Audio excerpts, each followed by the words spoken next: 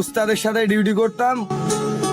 উস্তাদ আমার ডাইন সাইডে বসে বলতো, সামনের উস্তাদকে ফলো করবি, সর্বোচ্চ গতি 40 রাখবি, নিজের মেকআপে নিজে চলবি, নিজের হাত সেট করবি, অভিজ্ঞতা আসবে। যত রাফ চালাবি তত খারাপ হবে, এই মহাসড়কে তুই দুর্ঘটনায় পড়বি। উস্তাদের নির্দেশনাগুলো নিয়ে এই মহাসড়কে চলতাম, কখনো কাউকে ওভারটেক করতাম না।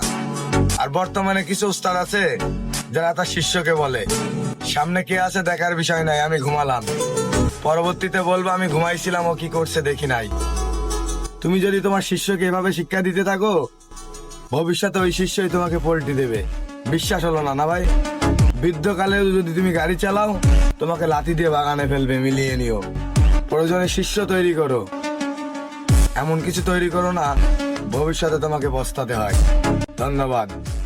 উস্তাদের ভালোবাসা মন থেকে